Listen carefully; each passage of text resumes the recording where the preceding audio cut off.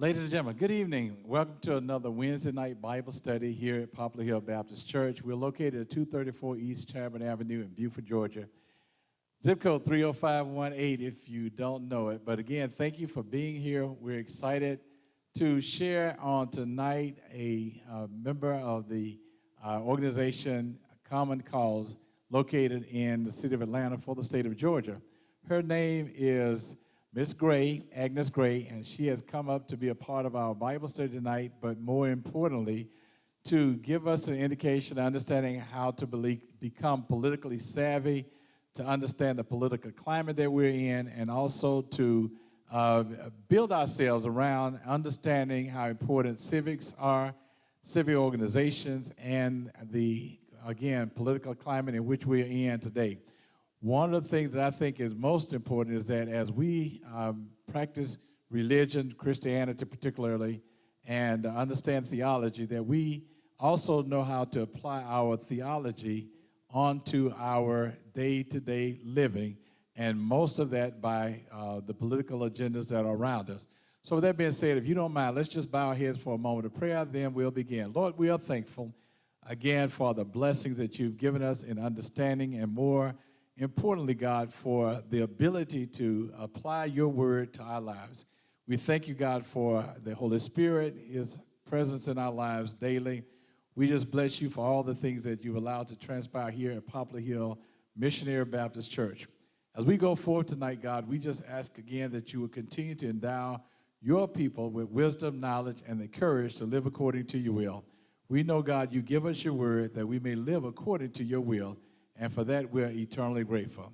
The word became flesh and dwelt among us. His name was Jesus. And God, we thank you. We bless you for that advent into this world, that we may have life and have it more abundantly. In Christ's name we pray, amen and amen. Again, let me welcome Ms. Agnes Gray here, who has become an endeared friend over the last few weeks since I met her. Again, she is from Common Cause organization, and for many of you that don't know, I'm going to ask her to give you a little more detail, but Common Cause began back in the 70s, as a matter of fact. One of the main things that it did was to nonpartisanly go after exposing or finding out the facts around the Watergate situation, and began its start there. So tonight I'm going to give way for Agnes to give us a brief statement about its history and then her relationship with Common Cause, and then after that, we're going to just jump into our dialogue and our discussion tonight. So good evening, Agnes. Thank you for being here, and if you will, just share with us whatever you prepared to share. First of all, thank you so much, Pastor Headd, for having me here. And as he mentioned, my name is Agnes Gray. I'm the Senior Engagement Organizer with Common Cause, Georgia. And to give you a little bit of insight about what we do, we are a nonpartisan, nonprofit organization, and we focus on government accountability. We also focus on voting, and we focus on redistricting, specifically addressing issues around redistricting with gerrymandering. So those are some of the things that we focus on specifically here in Georgia. But Common Cause, it is a national organization as well. We have an office based out of Washington, D.C., and we have offices throughout the entire nation. So every state has different focuses depending on the needs of that state. But specifically, I am here this evening to discuss some opportunities and ways in which you all can become involved with voting. As we know, we just came out of primary season, and through primary season, we were able to see some of the concerns of Georgia voters.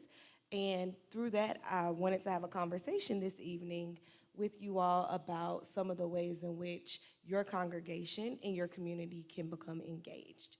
So, to be honest, to just really get started about the issues around voting, we know what took place in 2020. We saw the engagement that occurred, but we also saw how when communities, and specifically churches, when they come together and mobilize, we saw the power that that does. And so what we're trying to do at Common Cause Georgia, we're trying to keep that mobilization alive. We're trying to keep people energized. We know that voter fatigue is a real issue, and we're trying to find ways to address those concerns. We do know that as a result of the 2020 and 2021 elections, that political violence has been on a rise throughout the nation, in Georgia as well. And so tonight, I'm just really here to have a conversation about ways in which we can try to assist in those areas and ways in which we can try to mitigate some of the concerns that voters might have, and then also ways that you can engage and participate to ensure that all Georgians have the opportunity to vote. So thank you, Agnes. Let me just jump in if you don't mind. One of the things that you just mentioned is voter fatigue. I hear the voter fatigue, but I'm thinking also that people are thinking that voting doesn't matter, that their votes don't count, things are going to happen regardless of whether they vote or not, and it's nothing that they can have an effect on. One of the primary thoughts that I have about voting, and particularly churches being involved in voting, is that, and there's some instances where we may not carry the full vote, but we can swing the vote.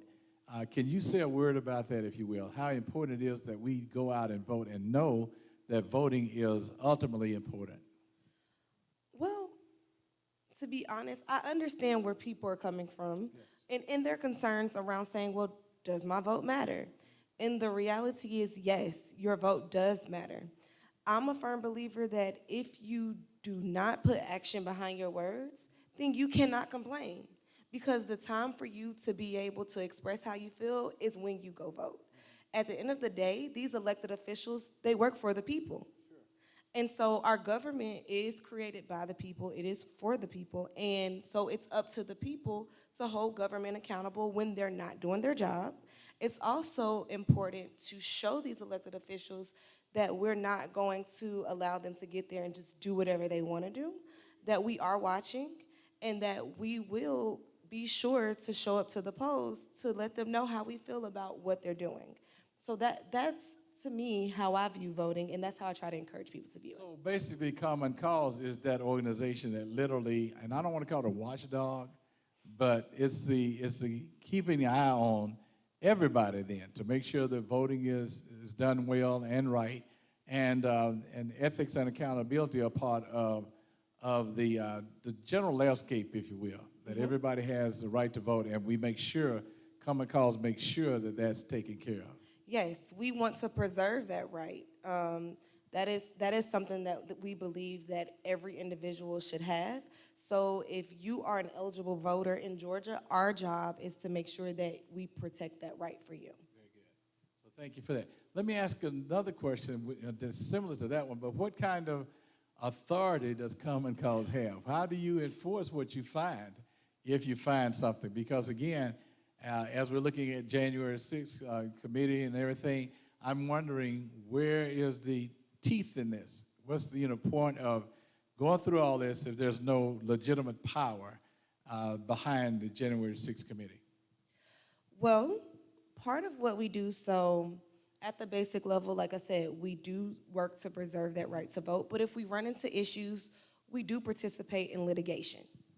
And so if there are issues, part of what we do, what makes it so important, is having these conversations with the community, having a space for voters to be able to come and voice their concerns, to have that on record. But once everything is said and done, we look at the legality of some of the issues that we're running into. And through that, if there are some legal issues, then yes, we will take it to the courts. So when you take it to the courts, what arm of the government, if you will, are you using? Do you use the Department of Justice or the courts primarily, or is there some enforcement that you have supporting you and your organization? Currently, we've mainly just done things through the courts. Okay. We do understand with the current climate, we are working to build relationships with law enforcement and having conversations about steps that we will have to take if there are issues at the polls. But right now, our main avenue is through the courts. Very good. So, Agnes, another thing that I think is important or imperative that we understand is that when we hear words like gerrymandering and we hear words like redistricting and things of that nature, how does that affect the regular, everyday voter, if you will? How important is it to be engaged civically to make sure that you know about those party lines and affiliates? So it's interesting, and thank you for asking that question, because redistricting is a major component of voting. And right now, we are trying to help bridge that gap for a lot of voters to understand, because people always want to talk about voting. They want to talk about voting rights. However, they do not understand that redistricting and voting go hand in hand. When it comes to redistricting, that determines what district you're in, that determines where your precinct is located, that determines your polling location. And when we're talking about precincts and polling locations, what does that mean? That's where you go to vote. So that's how those go hand in hand with one another. Also, when we're looking at districts, depending on how they draw these lines, that determines whose district you're in. Okay. So who represents you? You know, and whether or not the person representing your new district actually represents your interest. Because when you draw these lines, sometimes they will draw lines in a way to exclude certain members. They will draw lines in a way to group certain people together. And so it's important to understand, even though the census does take place every 10 years in the state of Georgia, redistricting can happen at various moments in the process, especially at the local level. Okay. And so another component of how redistricting and voting goes hand in hand is the simple fact that the people you're voting into office, they're the ones that's drawing these lines. And so when you have questions about that, that's your elected officials. A lot of people want to focus on big elections, specifically presidential, or they want to focus on congressional or Senate races. Right. However, it's state and local that really impacts you the quickest. Same thing with laws and regulations. You feel that quicker than you feel federal. Sure. It's the same way in terms of voting and redistricting. So how would you suggest that regular run-of-the-mill people like us get involved in the political, everyday running of government, politics in your area, in a local context? Okay, so the first thing I would say is education. Education is key. I think what we are realizing is a lot of people are detached from what's going on. Okay. I think that goes with the voter fatigue. I think it goes with just honestly, in the midst of COVID, a lot of people were glued to their televisions, and the constant news, the constant worries, the constant fears. And so I've talked to a lot of people who are saying, you know, I don't really like to watch the news anymore. So it's a disconnection. So how do we get people educated? Right. Well, here's the thing. Historically, the church has been the location where people have come to get education. That is something that has played a factor, specifically in the 60s. We saw that where when the communities needed to gather, where'd they go? To the church. When children needed to be educated, where did you find a lot of those programs? In the church. And so we need to understand that the church and also other faith-based organizations and entities, that has been at the foundation of, specifically in the Black community. And so we need to get back to that, because that's the core. So first and foremost is education. So providing spaces like this to have conversations where your congregation and your community can tune in and ask questions. And then another component of that is making sure you are registered to vote. Okay. I know in the past, when you would get your driver's license, you would retroactively become registered to vote. That is not the case anymore. So you need to confirm that you are registered to vote. If you have moved, update your information. If you've gotten married, make sure your name is changed. We do have the My Voter page, and that is a good resource. However, we did experience during primaries that there were some issues there. So here's my thing. Not only check, double check, triple check, call your local elections office. Make sure that the information they have matches up. Make sure that it matches with your My Voter page. In addition to that, go and vote. Make sure you get out and vote. We have advanced voting days. And I know that we've gotten through the primaries, so this is more so gearing up for November. But don't wait till the last minute to vote. If you have some time on your calendar, go vote. If you have an opportunity, you find on a weekend, there are some locations that do Saturday voting. There is mandatory Saturday voting, as a matter of fact. So if you're busy on the weekday, make sure you go on that mandatory Saturday. In addition to that, don't just go by yourself. Take your family, take your children who are eligible to vote, take your mom, your dad, whoever. And in addition to that, become engaged. So part of what we do at Common Cause is we actually train poll monitors. And those poll monitors, they go out during the election season, so during advanced voting and on election day, and their role is to just be there to make sure nothing is happening that would prohibit voters from being able to vote. And so that's something that we do within our organization through election protection. And so we do train people to be able to do that, and that is a way to be able to serve your community. Is that an engagement group that are poll watching? Do they get engaged with that, or are they just there to watch to make sure there are no inequities? Well, I do want to clarify. We have poll watchers, and that is partisan. So poll watchers, they are for a specific party, so Republican, Democrat, Independent party. We have poll monitors, nonpartisan. So I do want to clarify that because there has been some confusion around that.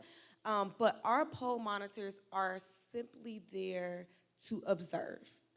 They are not there to engage with individuals, so we train them on the do's and don'ts. As you all know, the passage of SB 202, a lot of things changed around that.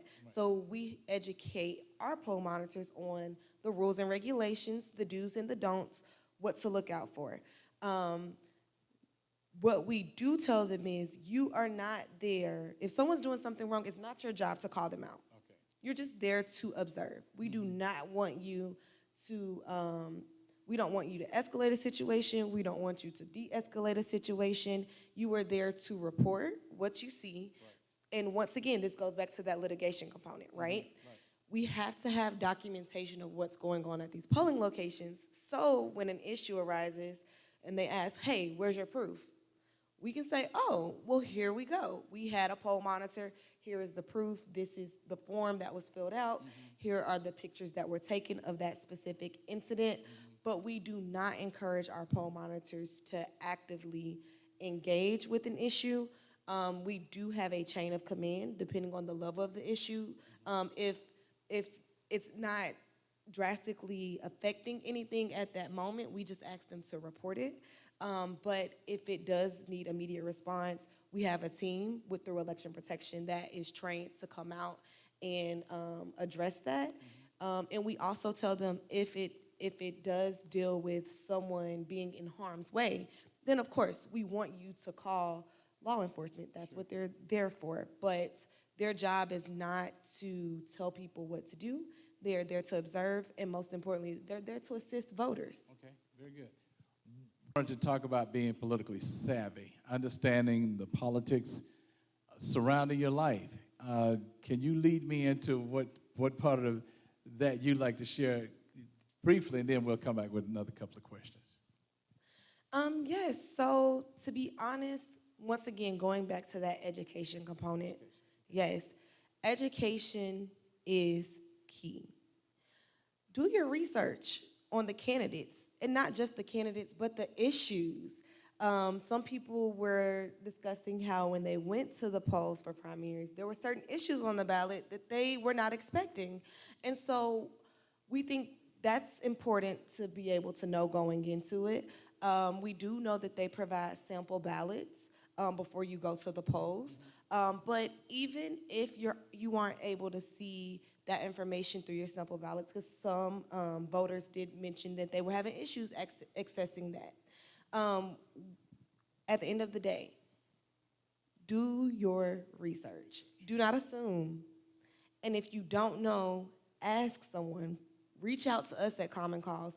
What I like about what we do, because we are nonpartisan, we do not support a specific candidate. Okay. But what we do, we send out a questionnaire to all the candidates on specific issues that we value. And so we will then share that with the community on those specific issues, and we let you know where the candidates stand on those.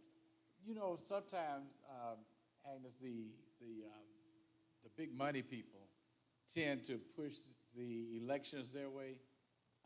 What kind of strategy should we come up with that, since we don't have the bigger monies? We don't have the CPAC or whatever. Yeah. How do we navigate around those kind of things? You know, I ask my candidate friends often, do you want votes or you want money? And I think they prefer to have the votes than the money if you could deliver the votes. Can you say a word about that, how important that is, delivering the votes and not so much money? Well, absolutely. At the end of the day, votes win elections. Do not get me wrong. Money is an important factor. Okay. Because you need to have funding to support your campaign, the travel, all of those things. But we've also seen candidates who were funded by grassroots, you know, through grassroots politics, and they didn't necessarily have the backing of the big donors. Right. So it's possible. It is very possible. Okay. So don't feel discouraged if you do not feel discouraged if you see that a candidate is backed by big money. We do know that funding is an issue in the state of Georgia, and that's something that we definitely work on. Okay. Trying to, once again, that's that accountability component, and trying to be fiscally responsible. And in addition to that, we also want the integrity and the open and honesty of where this money is coming from. But we don't want people to get discouraged just because a specific candidate might not have the money, because we see candidates who come from grassroots campaigns go all the way to the Capitol. Very good, thank you. So another big question, where would you suggest a regular person get information concerning the politics in their particular local area? How do we gather enough information to make intelligent decisions about candidates and about laws that are surrounding us? Where could we find that information? Well, I do know that candidates, absolutely, they have their own town halls. So if you're interested in a specific candidate, that's an opportunity. In addition to that, there are so many organizations like Common Cause and others who go out of their way to, once again, create those forms for candidates to fill out on specific issues of interest. Common Cause Georgia does not tell you what candidates to vote for. Let me be very clear on that. But we will, no, we can't make it that easy for you. But what we will do is let you know issues that we value and let you know what the candidates have said on those issues. With that thought in mind, can you give me your core concerns then? If, you know, you could say what candidates you think are valuable to a certain community or homogenous group, or can you actually tell people that information? What our main concerns are? And I think one of the things that Common Cause actually pushes for is integrity and a high degree of democracy. Is that correct? Absolutely. Okay. So do you already ferret out those people to actually endorse? And I know you don't necessarily endorse them, but can you teach us how to see that integrity, or look into it, kind of get through the rhetoric and identify the kind of person that would be more applicable to our lifestyle or our communities and to our neighborhoods? Okay, so you made a good point. Rhetoric, right? Yes. There's a lot of rhetoric. Too much. Yeah, absolutely. And we're seeing it in every aspect of our lives. Mm-hmm. Specifically, we see a lot of rhetoric on social media. And so to your point, this is not specifically around specific candidates, but we do have a social media monitoring training where we train people what to look for. A social media monitoring attorney. No, training. Training, okay. Training Okay. for it, it's for any constituent that wants to participate. But through that training, we teach our monitors, people who are interested in this, how to decipher between fake news and what's accurate. Because there's a lot of things out there, and once again, on a percentage basis, there more accurate stuff or more rhetoric stuff? I can't give you specific percentages. I'm not even going to pretend to know that answer. Well, personally, I feel there's probably 90% more rhetoric than there is accuracy. You know, and I just throw that out there. You don't have to own it. I will. Well, thank you for that. I will say this: you do see a lot of inaccurate information, and once again, because we live in a digital age, it is easier to spread mis and disinformation. So let me stop you there, because shouldn't there be a level of accountability then, that somebody holds a candidate to who is spreading false information or not giving the truth, even in a rhetorical statement?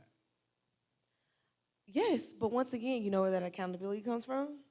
The voters.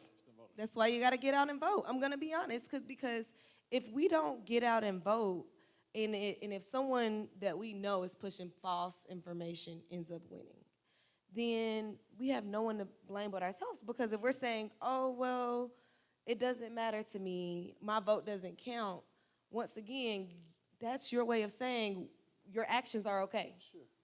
So how do you find out the facts prior to an election? I mean, if you find out a person is running for an office and you see that person, but you're doubtful whether or not they are actually being truthful at that particular moment, is there any way to go back and check the facts? Or what about the news media? What about any internet or social media that you can find? Do you all, Common Cause, have a media outlet that you use primarily for that?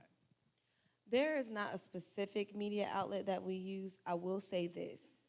When it comes to information, we strongly encourage people to look at the source. Look at the source where the information is coming from. So not just the candidate or your neighbor, but look at the actual news outlet they're claiming to use. And then if you do research on that outlet, you will then get a sense of the legitimacy. So find a news outlet that you trust. Do you say stick with it? Because on a given day, I may pull up Fox just to see what they're saying. I pull up CNN just to get the general, BBC to see what the world is saying about what we're seeing here, and then probably pull up MSNBC to see what the Canadians say. I just want to know what everybody's saying, and then I try to form an opinion from that. And by the time I do that, it's probably half the day. Well, no, it definitely is time-consuming. I like that idea. Like you said, I like the idea of just being able to see it from different perspectives, because that does matter. But to your point, that is very time-consuming. So once again, you have to be able to, like, for instance, we know CNN, that's a credible news source, and they have to go through chain of command before they can put anything out there. But be mindful of blogs, be mindful of social media pages, Facebook posts, Instagram, Twitter. Once again, to your point about accountability, we've seen where Congress has actually had Facebook, their executives there, Twitter, their executives there, because they've been concerned about what they saw in terms of rhetoric around elections. So there is some accountability that's taking place. I do think that it's more so reactive as opposed to being proactive, now that we see what's happening. But once again, if you don't know, ask. That's why you have organizations like Common Cause Georgia. You can, if you see something, email me. You know, you can email me and say, hey, I saw this. You know, I was curious. Is this true? Have you all seen this? And we'll get back to you. Good, very good. Ladies and gentlemen, we are interviewing Common Cause organization liaison, Ms. Agnes Gray, and she's going to give you her email address so that you can reach her if you need to. if you will, Agnes. Absolutely. And to tell you that that email is going to be Gray, Gray, at common, COMMON, cause, CAUSE.org. Agnes, how do we stay attached to the political circuit, if you will? And I guess we could use Common Cause. We could actually stay connected to you all. Do you all send out an email as well of activities? Absolutely. We have a CauseNet that we send out to our members. So what I will do, once this concludes, I will actually get with you to give you that information that you can share with your congregation, because we do provide those updates about what's going on, what we're seeing throughout the state of Georgia, and also opportunities for people to get engaged. Can I be bold enough to put that on our website so that people can actually go to the website and pull up Common Cause as a liaison, if you will, back to the community, and actually find out information on a moment's basis, a moment by moment basis? Yes, absolutely. And once again, I'll get you the information so that they can sign up for those CauseNets as well, because we send CauseNets out on a weekly basis just to keep everyone in the loop. And it's called CauseNet? So we send out CauseNets. Okay. Yes, Cause, CAUSE, Nets, NETS. And once again, we have members. It's Georgia focused for our people because we are the state of Georgia, but we have members all across the country.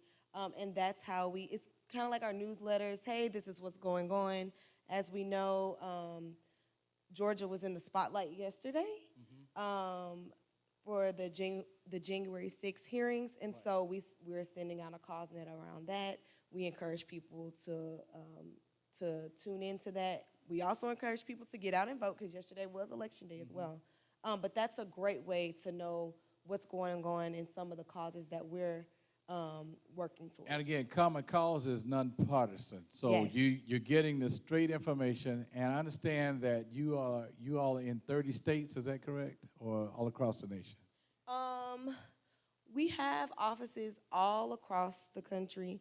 I don't want to say for sure 30, because we're always finding out we're getting new offices. But we are spread out. There are some states that don't have a Common Cause Georgia office. So what kind of folk work for Common Cause? Let me just ask that for a second. I mean, I know you have attorneys and you have internet security people and things of that nature, just doing my research. I know you all are just kind of tied in every facet. What other kind of works do you all have going on? Well, we have a redistricting team, comms team. Most of the people at Common Cause Georgia, they're dedicated to democracy. And Hold on a second. Yeah. Can you say a little bit more about democracy? okay. What would you define democracy as being? I mean, this is just for political savvy. Now, what do you see democracy at work? And I think what I'm feeling, and you help me with this, is that we say we are a democracy, but somewhere along the way, it does not appear to be a democracy, because it appears that the representatives and the officials are picking the people that they want them to vote for them, versus the people picking the representative that they want to serve them. And we have a democracy. Well, what you just mentioned, that's redistricting. Okay. So I like to say that specifically a type of redistricting, gerrymandering. Okay. So once again, we know that the voters are supposed to select who's representing them, right? But gerrymandering is what occurs when elected officials want to pick their constituents. So I understand exactly what you're saying around that. And instead of it being a space where constituents are picking their representatives, the representatives are picking their constituents. And so to that point, that is why I say it's important to go vote. I know I keep saying that, but once again, that is the only way you can actually bring about change. Once someone is in office, they're going to be in office until you get them out of there, or until they decide to retire. Yeah. So you believe democracy works? Representative form of government, a republic democracy, representative form of government. government actually works? I would say that in order for it to work, we have to fight to preserve it.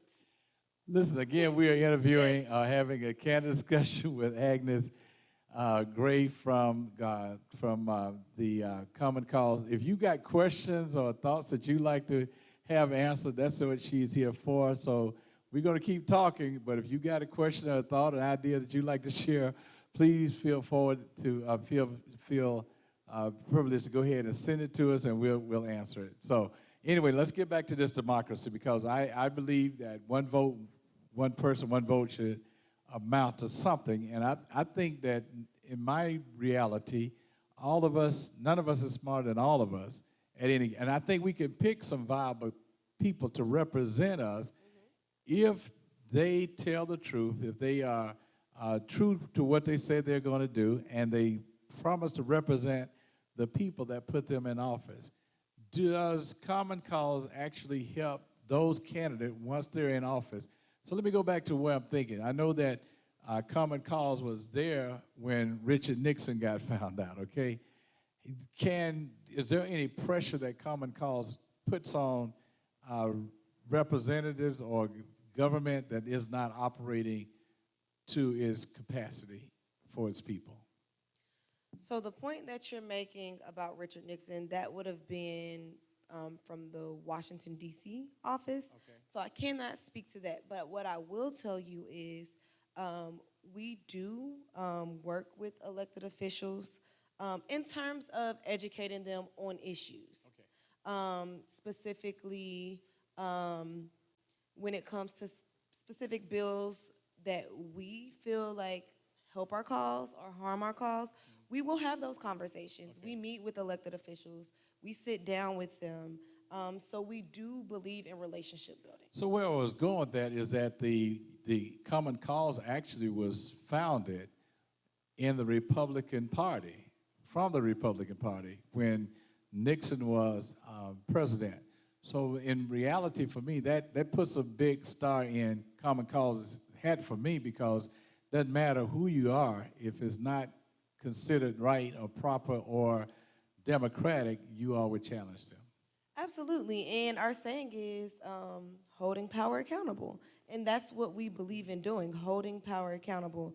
We want to make sure that whatever is being done, it is for the benefit of the people. Can you tell me of any, and I don't want to call it a case, but any situations where you all have reversed some of the things that you've seen orchestrated lately? Well, right now we're in the midst of litigation, so I can't speak to any of that. Okay. But just know we're working. Okay. We know that some things need to be resolved, so we are actively working on some issues. Well, I thank you for that, because I don't want to pull it up and it's still being litigated. So thank you for that. Again, we are meeting with Agnes Gray. We just thank you for being here. We honor you for being here with us tonight here at Poplar Hill Baptist Church. It's Christ-centered church where love is the greatest. And again, we offer the opportunity, if you are here, if you're in the audience, or if you are listening online, you'd like to share a comment with this talented young lady, you'd like to ask a question, please feel free to do so as I continue to pick her brain. And we've got the idea that part of what we have to do on a regular basis to stay engaged is to exercise our rights to vote. And I think to do that intelligently, we have to stay informed and connected to news media and sources that will help us to stay informed on a regular basis. Is there any level of the government, Agnes, that you think we ought to always gravitate to first or foremost? Absolutely. State and local are they are the most fundamental components of government. Do not get me wrong. All government is important. But as I mentioned earlier, that is what you feel sooner. Those are the individuals that are drawing these lines for redistricting. That's who's making the decisions that's going to affect you on a daily basis. and affect your community the most. We put an emphasis, once again, on presidential elections. We see the difference in the turnout during presidential elections and then the midterm elections. And the reality is, once again, we need to focus on those state and local elections that are right there in your backyard. Even something as simple as the sheriff. You know, Yes. I think a lot of people, they overlook that. But the reality is, no, you need those people to represent you. They do represent you, but you want to make sure that if they're representing you, they're representing your interests. So I would strongly encourage people to stay engaged when it comes to municipal, local, state. It doesn't matter if it's school board. That's important. Think about all the things we're seeing in the schools. Think about all of the different curriculums, all those things. It goes back to local. Okay, very good. Thank you. One of the things I think you all do very well is promote free speech and again, accountability in the media. Can you speak to that to some degree? Because I think one of the reasons why we're having this discussion tonight is that people have a tendency to feel that their voice is not important. You know, some groups say that they are protecting their right to free speech and they'll do it to death. And then there are other groups that kind of draw back, they shrink back when it's time to speak up because they don't feel like they've got either the talking points or they're not intelligent enough.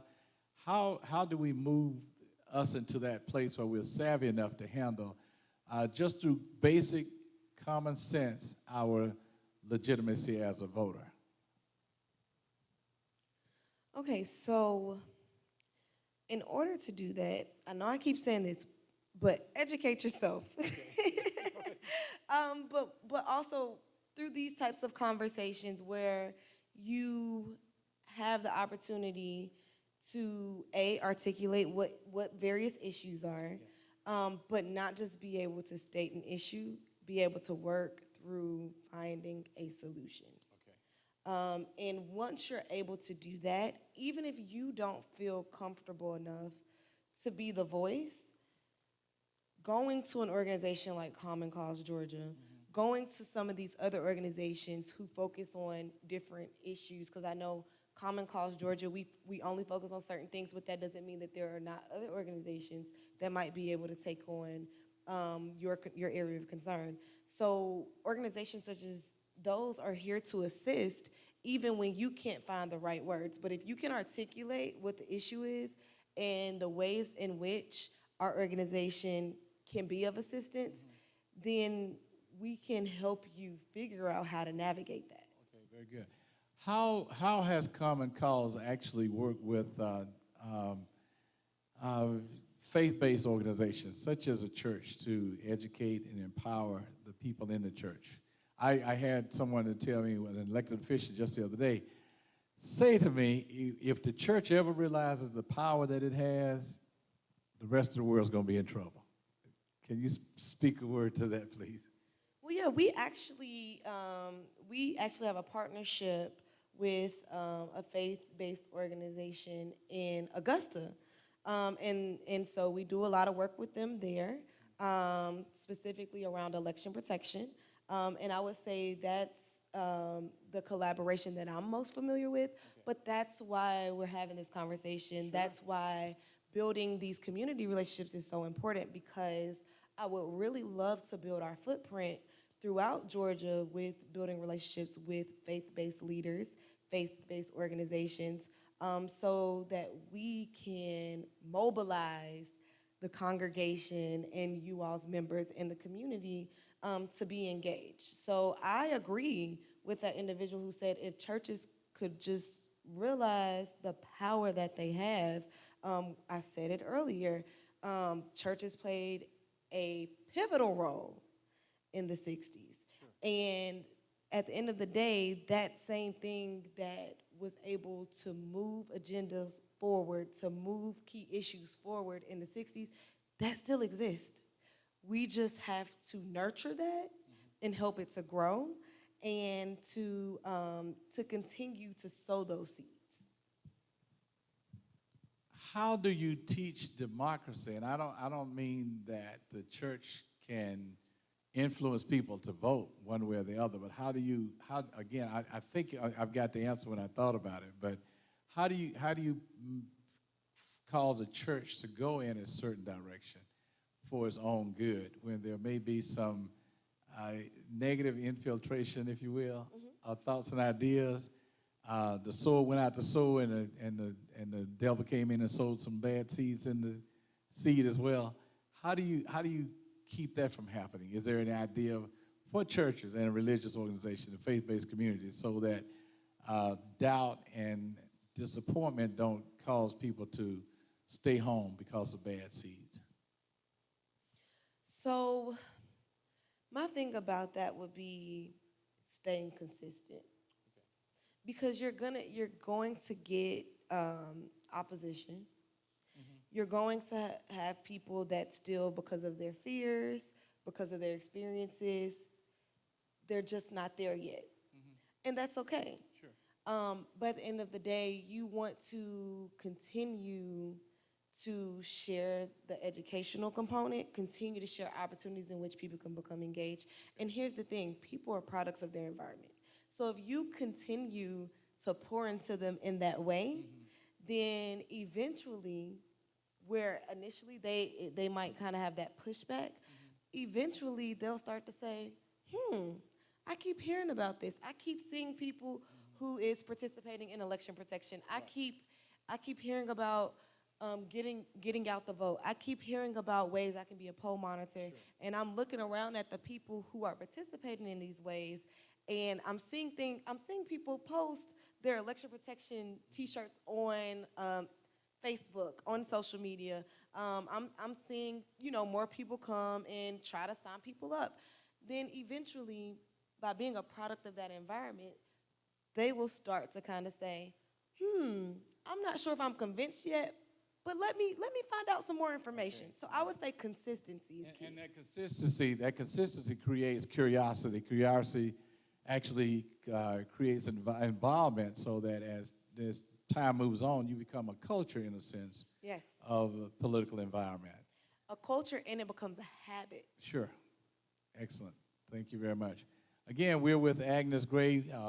She's with Common Cause organization here in the state of Georgia, and we're glad to have her. Again, if you have any questions and some thoughts that you'd like to share, or something you'd like to hear that we have not touched yet upon, please feel free to either send it in a chat, or if you're in the audience, you are welcome to just raise your hand and we'll give you a microphone.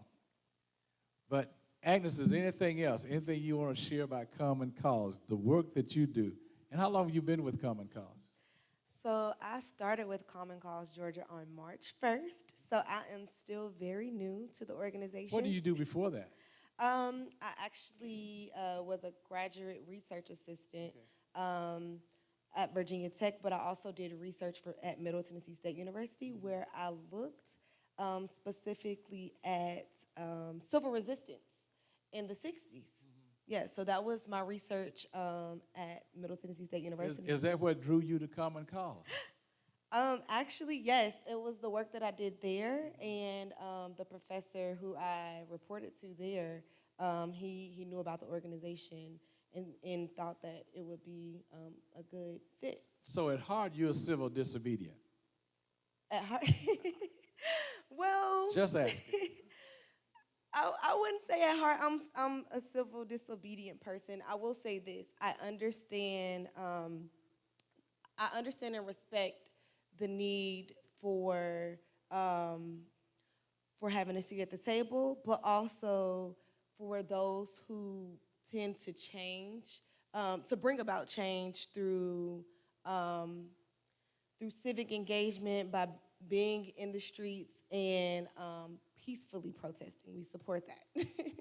You believe in protesting, however?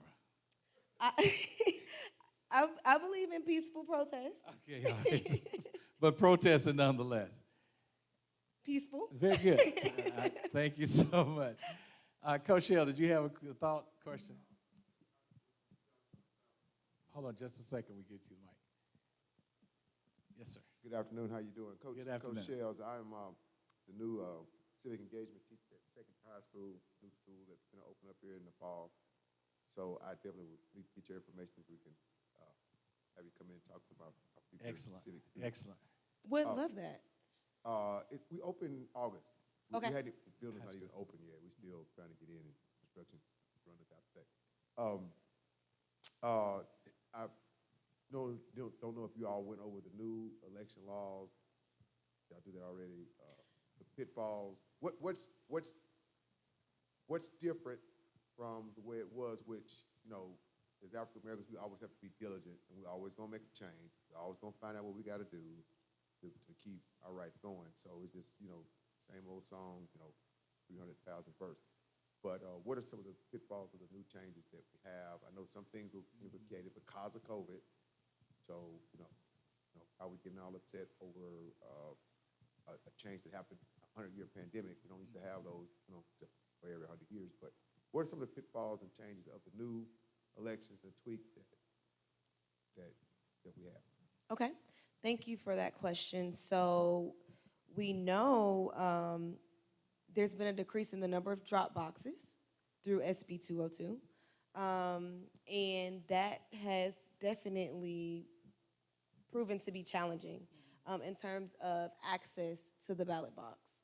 Did we have the drop boxes before COVID? I'm And not. how many? Yeah.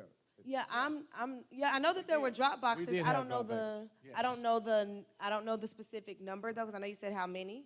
I'm not sure before COVID, but I know that drop boxes and absentee balloting was a major factor due to COVID. But I know that some of what you're seeing is people saying, well, now we're not in the midst of the pandemic, so we don't need those avenues as much anymore, which is what kind of brought about the new regulations with SB 202. But drop boxes were not a new phenomenon. No, they were not. They were not a new phenomenon prior to COVID.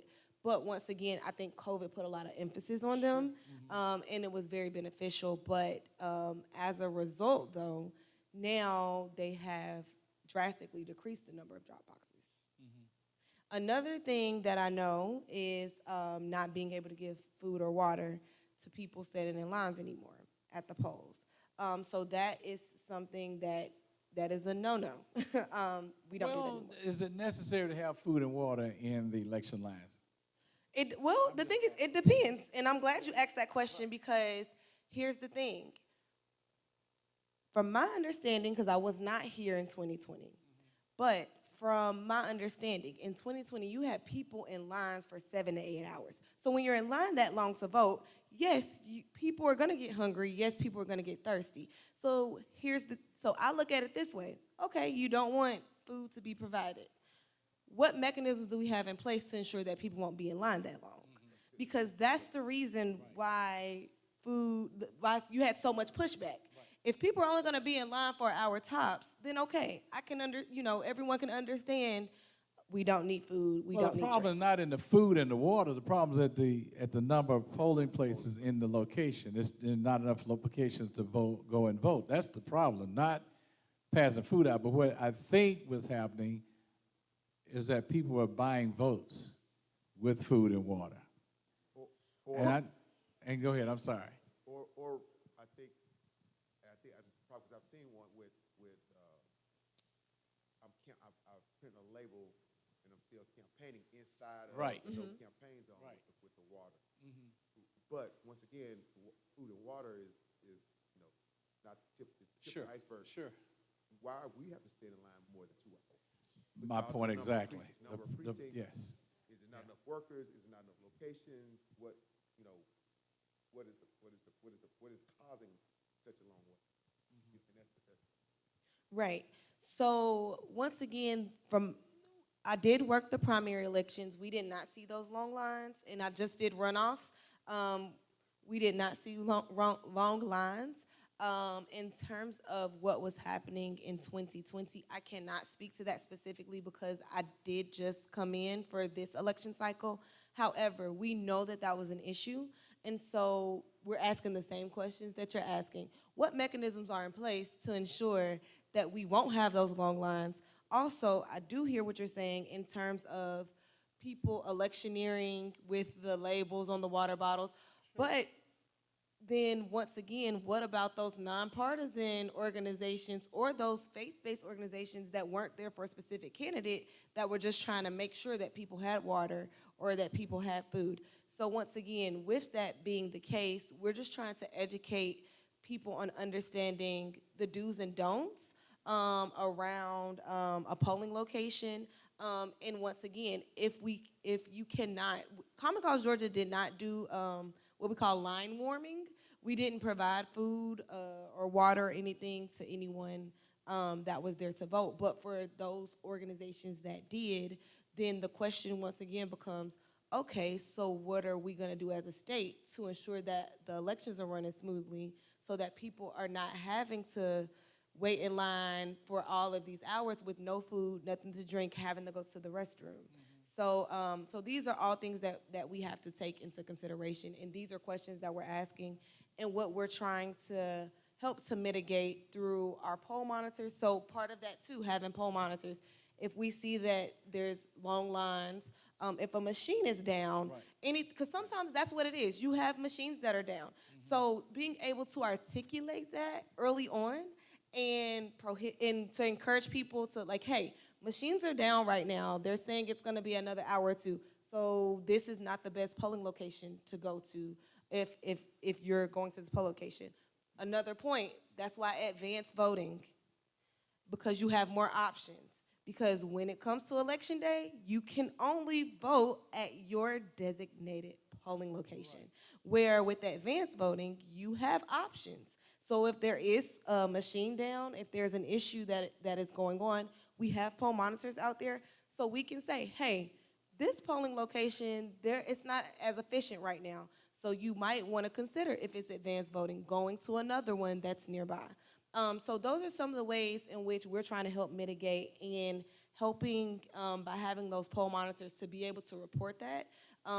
First of all, our poll monitors are trained that if the line tends to be long and it's because of a machine, well, first of all, they're trained to identify what that issue is, first and foremost.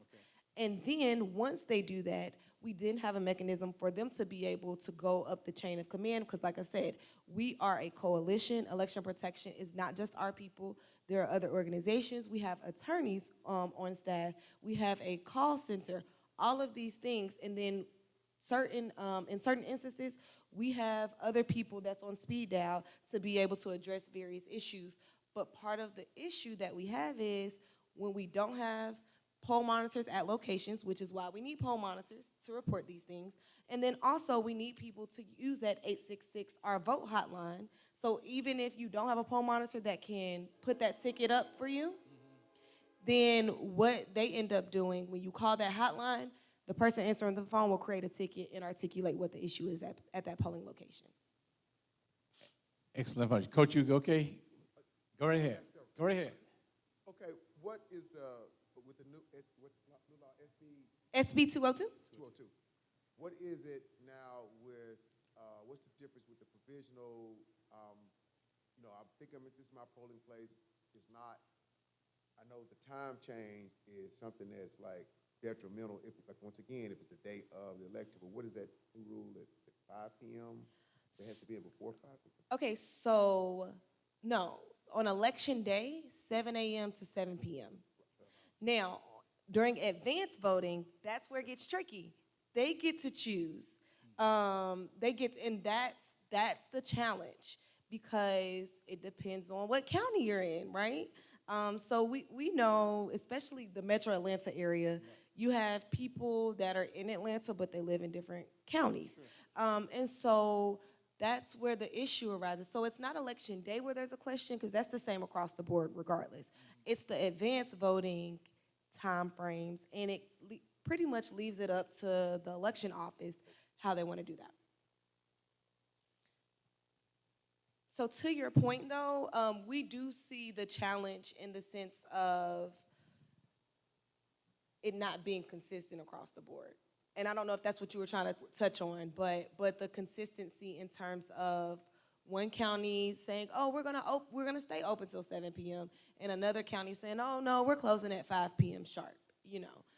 And so once again, Well, I thought by state law they have to fill, but this was a provisional ballot. Let's say I'm in precinct 2. oh, I'm okay. in precinct 2. I've always lived in precinct 2, but I've moved now, and my precinct no longer precinct 2, it's precinct 5. So now I'm going in to vote. I filed a provisional to figure out which precinct. What I thought. Okay, so the change there is they do not accept provisional ballots before 5 p.m. Yeah. That is something that is important. So even if you want to cast a provisional ballot, like say if you go to your polling location or you go to your precinct and you say, hey, I'm here to vote, this is not your precinct. So they'll tell you, you can cast a provisional ballot, but you have to come back at 5 p.m.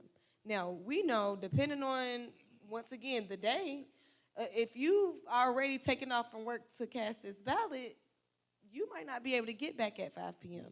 Another thing I will tell you is we strongly encourage people to go to the right polling location because we don't even want to, because of the issues around the provisional ballot. Yeah, but you Yeah. hear gerrymandering. I mean, you got change around and where your polling locations are during gerrymandering. So how The you- redistricting. redistricting, right? Yeah.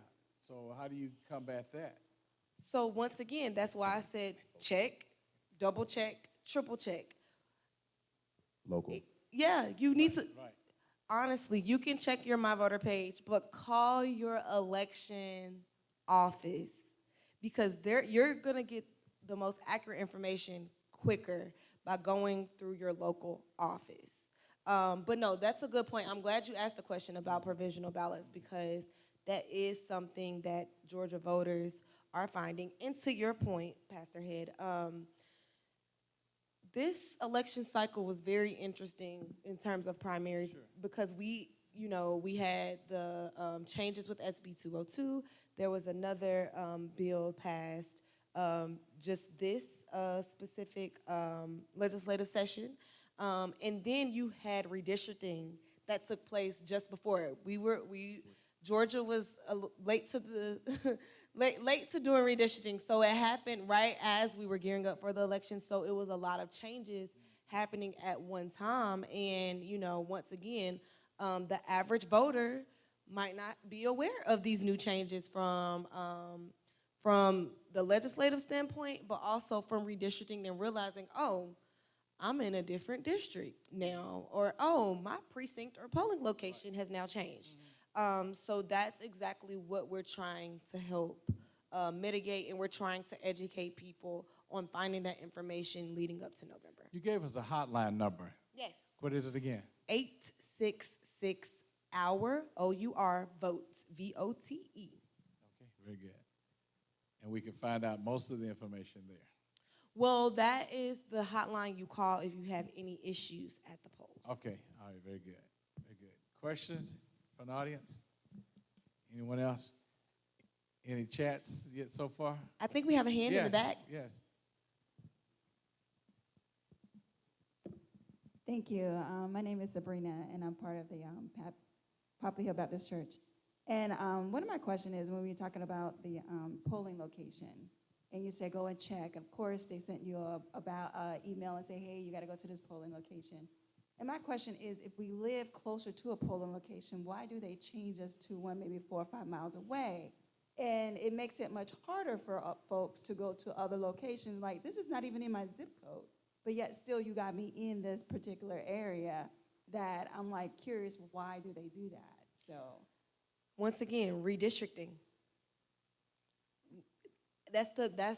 I know. but even if there are polls that are closer, like a mile away from my house, even though they're redistricting, I get that part. But still, it's like, okay, why am I going this way if the polling place is right here? No, So- I completely understand. You're not the only person to express concern around that, and I wish I could give you an answer. Unfortunately, I'm not in the election office, and once again, it's not even let me be clear, it's not the election office's fault because they're not the ones that draw these maps. And so I do want to be very clear on that because they work very hard to make sure that every vote is counted. And so I do want to shout out our election officers and our election workers because I know they tend to get a lot of the flack, the angry phone calls, all of that in between, but they are just doing their job. What I would suggest is when it comes to redistricting, when it comes to your concerns about your polling location and where you are designated to go, call your elected official at the state legislature. Because at the end of the day, that is where the maps are drawn. And so I wish I could give you a direct answer but I really can't because I understand you're like, this does not make sense. I have a polling location right up the street, but they're telling me I have to go all the way over here. But in the meantime, because it doesn't look like they'll be redrawing the lines anytime soon, what I encourage you to do is to go ahead and I would encourage you to take advantage of advanced voting. That way you can go right up the street and you know that you're good, you know. So I know I wasn't able to give you a direct answer, but that's why we encourage people to go. I think one of the things that we have to take advantage of is knowing local officials and literally going to their office and I'm going to make a big word, demand that they put polling places near. They have a committee of people, group of people that actually come up with those places even after redistricting is done that will actually put polling locations in certain neighborhoods. And I think it's a demand factor. We have to demand that it's put in the right place for us. A lot of times it's going to be how many people are going to show up at this. Yes. Is it a national election? Is it a local election? Right. Is it a primary? Is it a primary runoff where nobody hardly ever comes back? So it's also, do I have enough workers to do it? But there's also hanky-panky that can go on that we have to be diligent to watch. Absolutely. Another thing I do want to point out too is in terms of a shortage of spaces, I will say another component of legislation, a lot of these election offices, you know, they can't, it's sort of like, it's around like gifting, but it's so broad that places that would volunteer, like churches that would volunteer their space for free, it depends. Every election office interprets it differently. And so when you have this ambiguous language and when it's very broad, it's left up to interpretation. And a lot of these election offices, they're just trying to make sure that they don't have any issues. So now they're like, you know what, I don't even want to cross, you know, that bridge because I want to make sure that we're not going to, you know, end up having to answer for, you know, for doing this particular thing when we thought it was something we can do, but because the language of the law is so general and left to interpretation, they would rather err on the side of caution. Absolutely. And one of my political science instructors told me in college, squeaky wheel gets the oil. And I think sometimes we just need to make some noise. We need to bring it to somebody's attention that we need something better than what we're experiencing right now. And it's just a matter of going to visit those elected officials and asking or demanding that they do things that will suit us better. So, any parting words, Agnes, for us tonight? Thank you so much for being here. Could y'all give her a big hand for driving all the way up from Atlanta and being captured all day, Agnes Gray? Thank you. Well, thank you so much for having me. I've really enjoyed this. I hope that you'll have me back. And if I could leave you with anything, I know this has been, I guess you could say, the topic that I've touched on, but education is key. And let me say this, it starts with you. It starts with you. Don't take this knowledge that you have and hold on to it. You being an educator, I know you're already teaching your students, but teach your students so they can go back home, talk to their parents about it. Share it with your neighbors, share it with your family member. I think we need to get back to the space where we're having these conversations at the dinner table. You know, I know for me, my parents, they did vote, but we didn't talk about politics and government per se. But once I got interested in it, I got them talking, and now, you know, my parents are like, oh, I volunteered for this election, I volunteered to do that, things they didn't do when I was younger, but because of my interest in it, it encouraged them to become more engaged. So educate yourself, but then go educate others as well. Very well said. Let's end with a word of prayer. Lord, we are thankful again for the blessing of knowledge and understanding that you've so created. We thank you for Agnes, God, and we ask that you will continue to watch over her and bless her as she strengthens your community to live in this democratic society. We ask, God, again, that you will give her safe travel as she goes back to her home, and then, God, to cause her work to be fruitful and blessings to our communities. Thank you again for Poplar Hill Baptist Church, God, a place where we have the access and the ability to share and dialogue and to grow and enrich our lives based on your word. Again, we just bless you for this evening, and thank you for being our God. In Christ's name we pray, amen. Again, thank you all for being here and viewing live streaming or on YouTube. You have been a wonderful audience tonight. We hope you've learned something, but more importantly, get engaged. The only way we're going to make a difference is that we are empowered by an engagement in our activities day by day. Thank you. You've been with Poplar Hill Baptist Church, a Christ-centered church where love is the greatest. And we thank, again, Agnes Gray for being here from Common Cause organization here in the great state of Georgia. God bless you. God keep you as our desire.